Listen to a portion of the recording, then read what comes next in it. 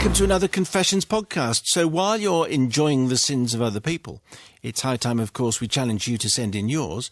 Maybe some of these will provoke a guilty memory.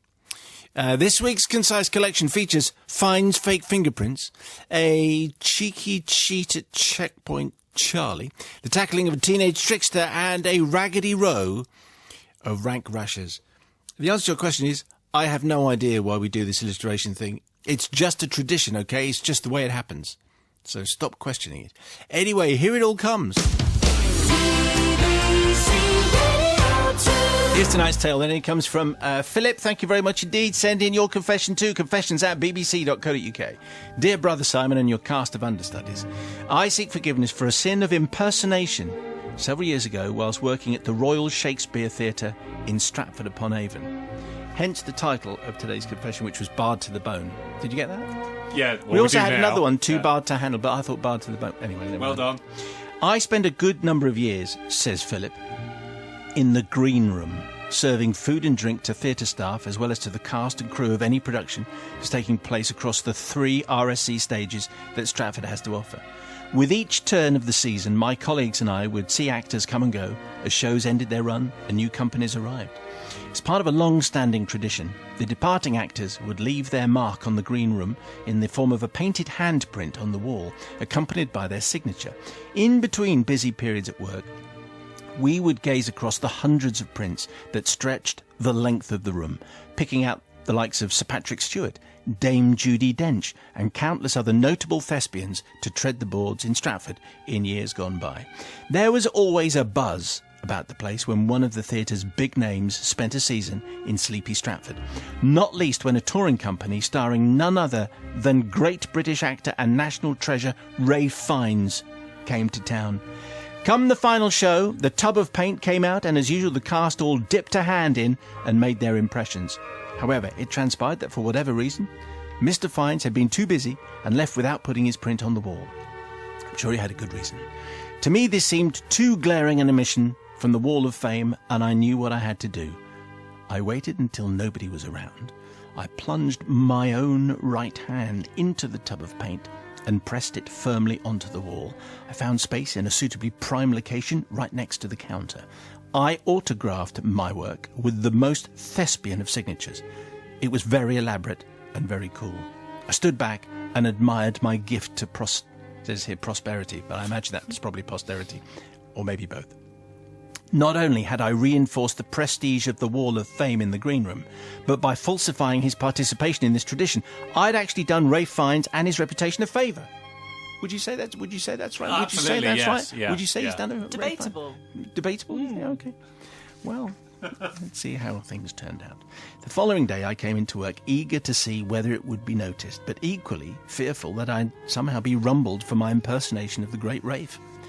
As it happened, the handprint got rather more attention than I'd bargained for, but it wasn't its authenticity that was the topic of discussion, more its dimensions. Now, it's not something I'd ever really noticed before, but on subtle comparison with several of my colleagues that day, the size of my hands, sad to report, is significantly below the male average. "What small hands Ralph Fiennes has got," said dozens of people as they gathered. "He's less of a man than I thought he was," they continued to murmur. Yeah. "You know what they say about men with small hands," gossiped the girls from the wig department. Well, Small gloves. small hands, small gloves. Yeah. Nothing wrong with people with small hands, by the way. Small hands, small ears. Are we all looking at our hands now? I think yes, we we are. Yeah. What is the average? I don't know. That big. Anyway, amid these sledgehammer blows to the great actor's perceived manliness, not to mention my own self-esteem, says Philip, I managed to keep quiet. I was too embarrassed to tell my colleagues and left the print where it was, where it remained for the best part of a decade, until a recent refurbishment saw the inside of the theatre gutted and the wall demolished. I feel no guilt, really, for deceiving the hundreds of fellow actors, crew and theatre staff who frequented the green room during that time, but I would like to seek forgiveness from Ralph Fiennes himself, lest any of them now think him less of a man than he truly is. Yours beseechingly, Philip. That's very interesting. We've had all kinds of impersonation stories, but we've never had a kind of a handprint. I like a Royal Shakespeare confession, like a dramatic confession. We've never had a kind of a Ralph Fiennes related tale. Anyway, I can see Philip's point. What do you think, sister? That was a great confession. Yeah, really interesting. I think, well, two things. He clearly didn't mean to do Ray Fiennes any harm because he was doing it because Ray Fiennes didn't have enough time to do it and he thought he was doing him a favour. Unfortunately, I think he achieved two things which were not good. He undermined the people's trust in the Wall of Fame and its authenticity. He also kind of libelled or slandered or whatever it is Ray Fiennes in a way by making people think, that he wasn't as much of a man as he probably is. Maybe he has even smaller hands. We don't know the size of Ray That is true. Fiennes' Actually, maybe that's why he didn't do the print thing. Maybe. Anyway, I think I can't forgive because I think that he caused more damage than he meant to. Maybe Rafe didn't sign off. Anyway, what do you think, Bobster? Generally, I'm in favour of this because what he wanted to do was maintain the tradition. And I think a tiny white lie on ensuring that basically the tradition wasn't broken by just one missing hand is generally a good thing. I know also he wasn't to expect the consequences of what happened later with how big are my hands scenario. I forgive him because it was generally in good intent. It's always the girls in the wigs department that seem to be doing all the gossiping. Yes. What do you think, Brother Matthew? Who does Ray Fiennes think he is? Not contributing to the Wall of Fame with his hand and his signature. He's probably busy. Yes, well, I say... He's busy being Voldemort, remember? Yeah, probably a little bit too immersed in his Shakespeare and not enough in his putting his hand in the wall paint and sticking it on the wall. He's the man who may not be named. Yes, indeed. So I am going to forgive, if nothing else, then because of the fact that he forged his signature by making it as theatrical as he could, which I like. But also this throwaway line of, and then we demolished the wall. What? The wall's gone? I thought this wall was there for posterity. Everyone's going to put their hand on the wall and sign it. Oh, no, we just get rid of the wall. It's progress, Matt. Yeah, it's progress. That's the way it works, isn't it? So I'm going to forgive for no reason. For no reason at all. And here's tonight's Drive Time Confession, which comes from Jacko. Thank you, Jacko. Dear Major Mayo, Chaplain of the Airwaves and members of the Platoon of Apostles, I stand to attention before this court-martial of conscience to seek judgment on my conduct prejudicial to military good order, which occurred over 32 years ago. The reason this incident has risen to the surface of my mind was the recent events in Berlin, namely the 25th anniversary of the opening of the wall that divided the city. As a youth, I was in the army and was stationed in the city. Berlin was and still is a vibrant metropolis with a vast range of entertaining drinking establishments where life could be lived to the full. This, of course, is what my comrades and I embraced with the enthusiasm that only young men can. There arrived in our midst a fresh-faced recruit who I shall call Sprog. This term will be instantly familiar to all persons with a military background as an affectionate term bestowed on the newest member of the unit. It's up to us old sweats to take him in hand and show him the ropes. Sprog was in awe of being in Berlin. It was the front line of the Cold War. We were surrounded on all sides by Soviet troops and Soviet armour, and he was very keen to travel to the east sector of the city so he could meet the enemy face to face. This is a Cold War confession. How about that? I would do anything to get across into the east and see how the people are living under the jackboot of communist oppression, he said. I bet he didn't, Jacko, but anyway. Well, I said, there is a way, but it's way too dangerous, and it's illegal, and it's banned. What is it? He cried. If there's a way, I want to take it. I went on to explain that over the years we had developed a rapport with one of the East German border guards, and that we were actually able to slip across into the east, but it was risky, as we could fall foul of the dreaded VOPOs, the East German Volkspolizei, or worse, the Stasi secret police. By the way, well done, Jacko, for actually getting the Stasi into a confession, something which has never happened before. Despite these risks, Sprog was still more than up for the first trip here, and when I mentioned that we lacked the Deutschmarks to fund a night out, he assured us that he would be willing to cover all expenses.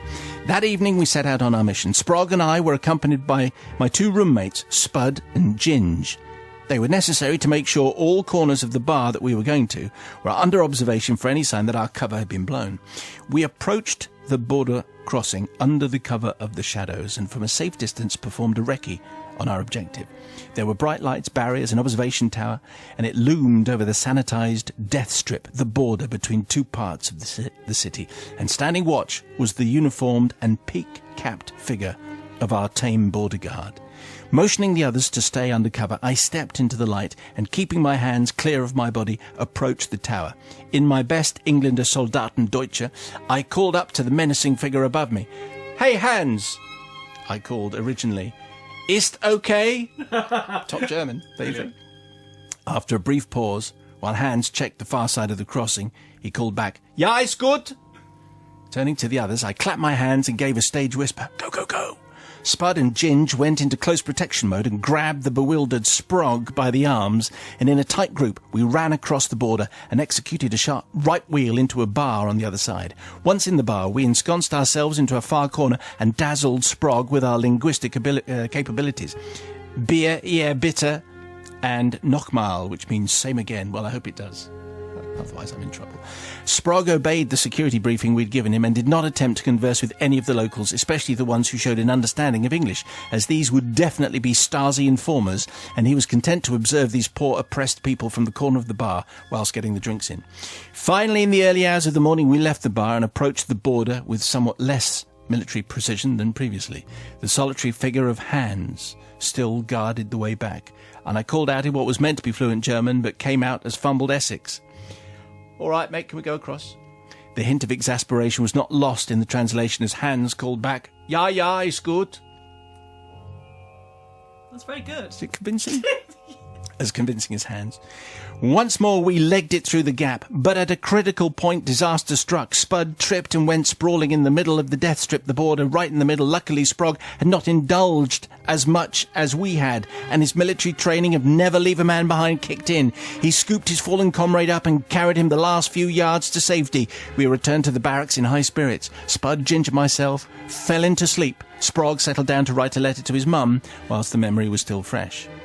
"Well," says Jacko, "maybe now is the time to explain and to apologise. The border crossing we had taken him to was not the notorious divide between East and West that had scarred a continent, but in fact a railway level crossing in the local Bahnhof, and Hans was not a border guard but the Bahnhofmeister, and consequently the whole thing was slightly less significant than Sprog thought. We are very sorry for our deception, but it was not just Sprog who we need forgiveness from. Specifically, it's Hans, the hard-working Bahnhofmeister, who we cast in the role of a disloyal border guard to carry off our deception.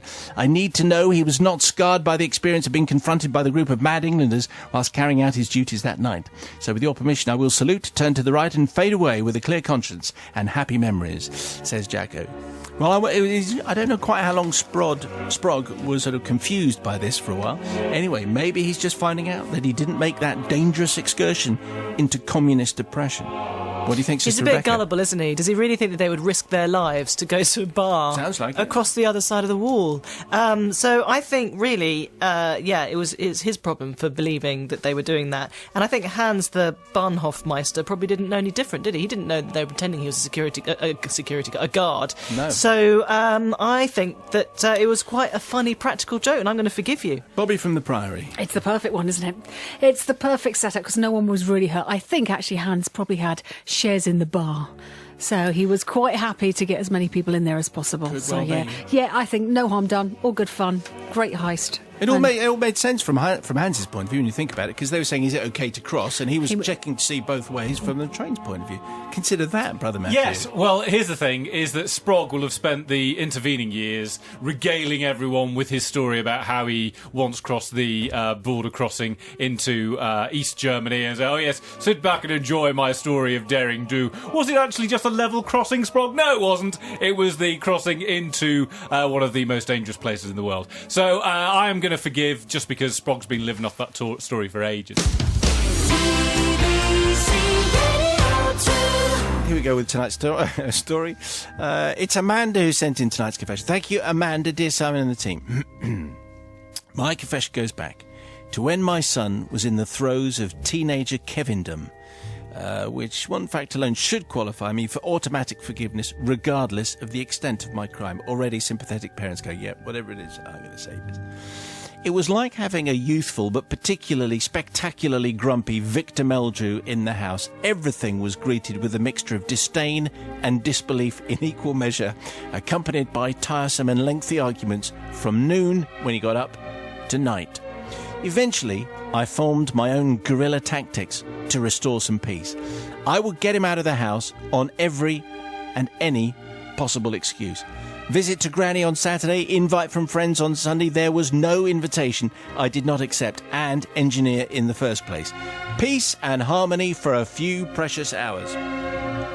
So it was entirely reasonable, therefore, that whilst visiting the offices of the chief executive of our local council as part of my job, I was delighted to spot a poster advertising free football training sessions at the local recreation ground.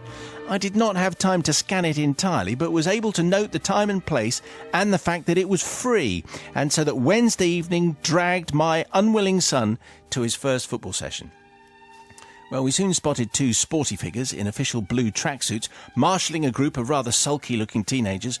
My son would feel right at home, I was sure. One of the two football coaches was particularly attractive. We'll call him Bill. Anyway, Bill looked rather surprised to see us, but I explained that the council had sent us along. I was very anxious not to give the impression that we'd just turned up in case we should have registered first. I didn't want to give my son any grounds at all for backing out. Fortunately, Bill seemed satisfied by this, and after high-fiving my son, informed him that it was all first names in their squad, no surnames, no questions. Anyway, satisfied, I departed for a blissful couple of hours at home. When collecting my son, making sure that I was able to say a quick hello to Bill, I was told by my rather puzzled teenager that, yes, it had all gone well. Yes, the other boys were very nice, but rather strange. They kept asking him for cigarettes. What? And other things. I assumed that this was a boy thing and thought nothing more of it. Shortly afterwards, I was back visiting the chief executive and could not resist mentioning how impressed I was with the calibre of their football personnel. What a great scheme that they were running. The chief executive beamed. Yes, he said, that was actually my idea. We've been trying for a while now to see what we can do with our young offenders. There you go. And the probation department were delighted to support this project. He went on to explain that the 12-week course had been set up to keep local teenagers with prior convictions off the street. It had been a great success, with the posters attracting lots of attention, especially at the local police station, who had sent along several of their most regular customers. If you see what I'm saying. Not surprisingly, when I disclosed this new aspect of his team to my son, he refused my suggestion that he should keep an open mind on this one, and he refused to go anymore. So my confession is not really about the error of misreading the poster, which I definitely am guilty, nor the fact that we presumably took someone else's deserved place. No, my confession, which my son is still unaware of, is that although I learnt of my error after the first week, I didn't tell him until the 6th week. I only told him then because it was announced that a journalist from the local paper was turning up to do a piece on turning young lives around, accompanied by a photographer. I thought my son might not look too kindly on this. I regret that I did not tell him, but the twin attractions of Bill, the trainer, in his tracksuit, and 2 hours of peace and quiet were, I'm afraid, quite overwhelming. I do now beg forgiveness, but think you might understand. Well, it's very difficult for people to judge Amanda on this, I think, because there'll be a number of parents who are thinking, yeah, I think I might have done that. I might have maybe left him for the whole 12 weeks, actually. So let's see what Sister Rebecca makes of this one. Yes. Well, the son had no idea until she told him, right? So he was happily going along to these unusual football lessons, these football whatever classes, football sessions. and smoking sessions. Yeah, for 6 weeks without knowing that he was doing it with young offenders. So it can't have been that bad. I mean, you must have just assumed that this is what teenagers were like once you get out into the big wide world. So I think it would have been good for his character, for his strength of character. So I think it's great, and I can understand why Amanda would wanted peace and quiet from what sounds like a bit of a nightmare son. Would you have done the same? Can't say. Haven't got a teenager yet. I'll tell you in a few years. I think the answer is yes. Probably. But I'm going to forgive. Hey, Bobby Pryor from the Priory, what do you think? I'm very close to Rebecca, actually, on this. And the interesting thing is she took such a risk. She didn't pull him out and go, oh, my son can't mix with that lot. No. And also her teenager thought he was pretty bad. Insert your own word there. You know, he was pretty tough, and he's, adults are silly, and there he is with a big bunch of tough guys, and he was just a little bit kind of shaky with that. So, he basically could have joined any of their gangs. So it was a real risk that she said, you know what, I'm going to make you do this. So you're right, strength of character, and also just the risk that he could have gone completely the other way. So Amanda clearly had enough confidence in her son, Matt, to just say, no, he's going to be fine. He's not going to learn housebreaking or something. Peace and quiet. Or she was just desperate for peace and quiet. Or like the man in his tracksuit. Well, then there's nothing wrong with that. I mean, this sounds like an excellent scheme, and the teenage son was clearly loving it for 6 weeks until he found out. So he should have kept on going on it. And do you know what? None of this would have happened if teenagers showed a degree of enthusiasm about anything. Throw us a bone, and do you know what? We might not end up palming you off onto other things, because that's all we need. We just need you to show a bit of enthusiasm. Tell us about your day without harumphing all the way through for the next 10 minutes. Get out of bed before it's, tea time. That if you do that, we're not going to palm you off. How old are your children? Well, he's 12. Heading that way. He's heading that way. But do you know what? Yeah, bit of enthusiasm. That's all we ask. The novice is with us. Greetings, hello. Thank you very much indeed for joining us. And there's a little food connection in tonight's tale. Bravo. Well, the title it was going to be A Little Less Baconversation, but that was a bit tortuous. So Enter Sandwich Man is what Matt decided it was going to be. That's very good. Very good. You think? Yeah. Heather sends in tonight's tale. Heather, thank you very much indeed, dear Father Simon and the Divine Collective. I've listened to the confessions for many a year now. I've always done so knowing that my conscience is relatively clear. Until recently, last week's food-based confession reminded me of a terrible deed that now lays heavy on my soul, and I feel the need to unburden myself in the hope of absolution. My tale begins about 5 years ago when I was living with my boyfriend. We were due to go camping, and I was doing some packing, as you do. I came into the kitchen to find my boyfriend cooking lunch in the form of bacon sandwiches. There's bacon coming up for Nigel's food a little bit later on, yes. but nothing as conventional as a bacon sandwich. He looked up as I came in. "Bacon sandwich, love?" he said. He might have said, "Bacon sandwich, love?" Is he a builder? He definitely is Right. a builder. Now. And then he said, "Oh, look, I'm doing the whole thing, lettuce, tomato, mayonnaise, lovely." I looked at his operation. I looked at the food. I looked at the utensils. I looked at the crockery he was using. Not feeling too well, actually. "I'll pass," I replied, to which he looked at me rather oddly. Me not being known for turning down a bacon sarnie, and particularly not one that someone else has made. "Oh, not enough and not good enough for your ladyship, then," he says. He said it in a comical way, but frankly it was passive-aggressive. I could tell he was annoyed. His eyebrows furrowed, and we had an argument right there and then. "I've gone to all this effort for you. I've cooked all this bacon, and you don't want any of it? Well, I'll just eat the whole lot. Thanks very much indeed." Anyway, then, as men do, noisily clattered around the kitchen making his point and ignoring me. You might like to know he's not my boyfriend any longer, but I feel now is the time to fess up and explain my bizarre actions and why I turned down the delicious bacon sarnie.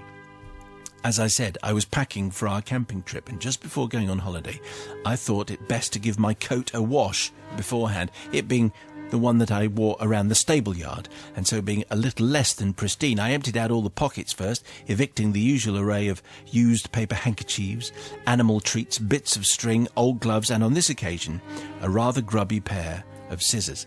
Now, this pair of scissors... What? It's going to be much worse. Pair of scissors, good. Pair of scissors. Now, this pair of scissors lived on the floor of the hay barn, where, in the last 24 hours, I can vouch for the fact that they had cut strings on bales, they'd been an emergency hoof pick. You'd be amazed what you pull out of those, and you know where hooves have been. They'd also been levering open rusty old cans of paint. I'd taken them out to the fields to use for an emergency repair to fences. I usually stick the blades in the ground if I need to put them down so the plastic red handles point up and the scissors wouldn't be lost in the grass. Are the fields full of cowpats? Yes, they are. Did I wash the scissors afterwards? No. What kind of loser washes scissors? One more question. Was the evidence of the hoof clearing, the fence mending, the paint pot opening and the cowpat piercing plainly visible on the blades? Yes, of course it was. Now, not wanting to get them mixed up with the kitchen scissors and intending to return them to the yard later on, I shoved them under a pile of post behind the kettle and took my coat out to the laundry room that the flats in our building shared. I say laundry room, it's perhaps pushing it a bit. In reality, it was a slightly damp outhouse with one decrepit washing machine between all of us and a tumble dryer that didn't so much dry as slowly cook your clothes until they shrank. But I digress. So I came back into the house to find my boyfriend cooking lunch in the form of bacon sandwiches, and to my horror, he's cutting the rind off, not with a clean scissors. No, not the ones that were in the kitchen drawer. No, the ones with the paint and the manure. and the hoof contents, and so on. Anyway, he wasn't using the perfectly good kitchen knives, he was using the dirty yard scissors. Now, obviously, at this point, I should have told him the truth about the hooves, the cow patch, the fences and the paint, but I confess that I frankly couldn't face the lecture that would have ensued regarding both my irresponsibility at leaving such an appallingly unhygienic item in the kitchen. I'm reading this as the way Matt would. However well hidden, and the terrible waste of food. As the bacon would have... Camper love. Bit camper? Okay. Yeah. The terrible waste of food. That all had to be thrown away, and it would have been me who had had to walk down to the shops to buy the replacements, and I wasn't up for that. So I watched silently and guiltily as he cooked the bacon for his sandwich and put the rest of the packet, rind, carefully trimmed, back in the fridge. Gradually the bacon got used up, but not by me. I gave it a wide berth. So anyway, forgiveness, not from my boyfriend, who, as I've mentioned, is no longer my boyfriend, so frankly I don't care, but from the friends and family who came to our house and were quite probably fed the polluted bacon by said polluted boyfriend when I wasn't there to steer them towards something that was slightly healthier. In my defence, I don't think anyone suffered or got ill because of me, but I'm not sure. Yours in hope of clemency and spiritual salvation, Heather. P.S. I fear the mention of stable yards and the horse ownership implies everything, which is going to lead to the fact that Brother Matt's socialist sensibilities are going to refuse to give me any kind of leniency at all. Following last week's royalty confession, I'd also like to apologise for the time my horse reversed into Prince Harry's police protection car, but that's another story. But maybe it might swing Matt in my favour. Enough pandering to him. Slim chance, Baby. Let's find out. Anyway, Sister Rebecca's going first. Well, the thing is, these scissors were clearly filthy, and the boyfriend Absolutely scummy. used them, so it was kind of his stupidity, first of all, to use them and not to wash them. But, you know, if you cook bacon, you're going to cook it at a high heat, so it doesn't really matter if you get a bit of manure. I wouldn't have thought bit so. Of manure, bit of on paint, the rind. bit of rust. No, I mean, you cook something. It's Like true, salmon, isn't it, you won't get Nigel? salmonella from it, will you? However many months old it is. I mean, anything that you cook at that You will. temperature, it's going to be fine, isn't it? Well, it should be. Yeah, I just think she was a bit of a fusspot, really. So I'm not going to forgive. Okay.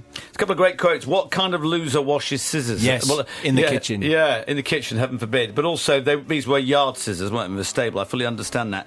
But however much she doesn't like him, he does sound like a pain in the proverbial. She watched him and she never said. So he could have got, he could have got all the terrible stomach problems that might go with it and everything. But at not one stage having said, She I don't couldn't want face the lecture. We've all done that. Oh, you're getting it from me. So in that case, Heather, on this occasion, read Ratburger, David Williams. You see, that's what it's all about, because it's all about dodgy food and not forgiven. Brother Matthew.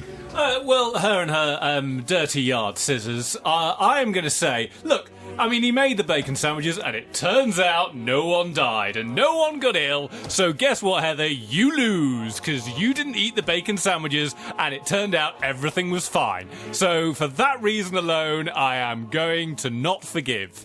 Because I do have a bit of a hang-up about you having your own horse and your own pony in the yard, and yet unable to deal with a bacon sandwich that's a little bit filthy. They were this week's confessions, and thank you very much indeed for getting this far. If we have provoked something in your conscience, here's the email. confessions@bbc.co.uk. More in a week, and the Weekly Mayo available to download now and every Friday. Thank you so much.